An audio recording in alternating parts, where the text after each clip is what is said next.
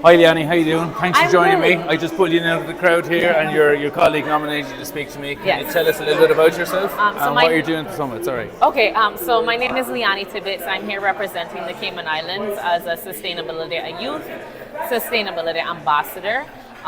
In Cayman, I have many hats. I am a pilot, past Miss World, and an empowerment youth sustainability ambassador. Okay, very good. A pilot. Yes. Excellent. Yes. So how does the Cayman Islands, how is that affected by the fact that it's not in the full list of states, it's this like non-regional commission or whatever exactly it's called. So does it sit jurisdictionally between different places, and is that more difficult? So we are still a British overseas territory, and we are. It's a little bit. A lot of things are a little bit confusing for us because even though we sit in the Caribbean, we're not technically a member of CARICOM. Yeah. We're kind of more of like an observer. So most of what is passed down to us comes from the UK itself.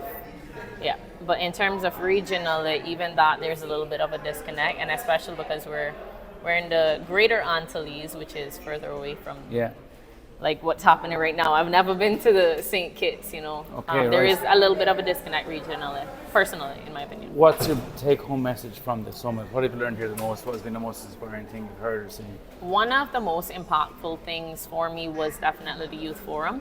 Right. There was a tremendous amount of takeaways from that, and one of the key things is what we actually ran a simulator at the second day of the Youth Forum, where it was displayed the impact and what can actually take place should the youth not have an actual voice at the very beginning of conversations. So if the youth are considered towards the end, in that simulator, it showed that we actually did not, the government at the time did not receive the funding that they needed because the youth were completely kicked out of the room, not included in the conversation.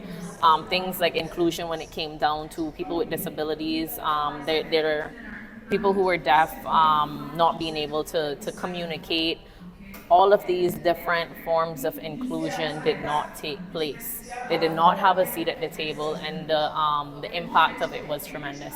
So the youth perspective is very important in policy development and a plethora of other things, including climate justice. We are some of the biggest advocates, especially in the Cayman Islands. Most of our protests, our petitioning, the letters to the government, a lot of that is youth-led. So it shows that we're able to really make an impact and a change and a difference. It's just unfortunate that sometimes we have to fight a little bit harder to make our voices heard and make a difference.